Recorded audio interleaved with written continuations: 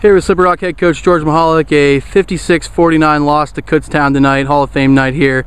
Got down in a big hole at halftime again. That's kind of been the theme in the three losses this year.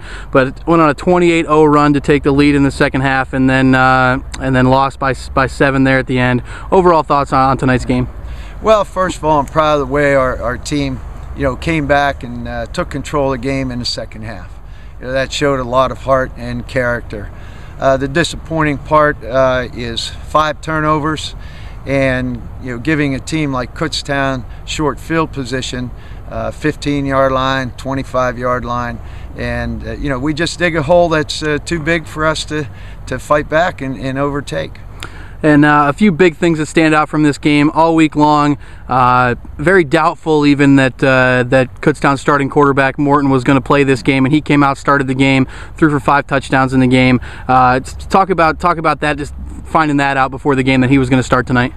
Well, he's a competitor, and we thought if there's any chance that he would, and he's a great player, and unfortunately, he just didn't sit out for one more week. But I respect his toughness and his ability to last throughout the game. And on the flip side of that, you went without your starting quarterback tonight. Jared Buck sat this game out. Nigel Barksdale got his first start, played phenomenal, ran for almost 200 yards and 2 touchdowns, threw for over 200 yards and 3 touchdowns. Talk about Nigel's performance tonight. Yeah, Nigel had a definite, for first start, he did an outstanding job. He has the ability to make plays with his feet. He throws the ball well enough, so he gives us a dual threat back there. And to come out in a game and a team like play like that against a team like Kutztown, I'm real proud of Nigel's performance. And the thing that will be talked about in this game is the last drive of the game. Slippery Rock down 7. You're 4th and 7 down inside the Kutztown territory. Throw what appears to be a completion for the first down, and then the refs rule that Stevens Howling is fumbled. He wasn't down by contact, and they give Kutztown the ball with a little over a minute to play. Effectively ended the game. What did you see on that play? Did you think he was down? Yeah, well, obviously, from my perspective, I thought he was down, and then the ball came out. And that gives us the opportunity to tie the game and make a decision to overtime or go for 2 to win. But unfortunately, they rolled it a fumble, and we never got to keep that momentum.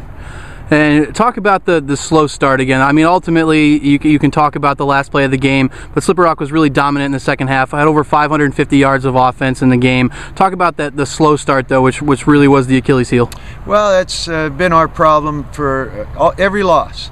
Every loss we've had, we've gotten behind quite a bit in the first half, and then we come back and rally in the second half. And it's part of a young team growing up, but eventually you do have to grow up. And if we're going to win any games here throughout the remainder of the season, we definitely have to find a way to play a full game.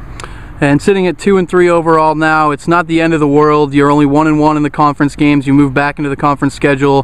Homecoming at IUP on the calendar next. Where's the mentality of the team going into that weekend? Well, we'll see how we respond here tomorrow when we get together on Sunday, and when we come back out to practice this week. We have to continue to work hard and try to find a way to win some football games. Great, thanks, Coach. Thank you.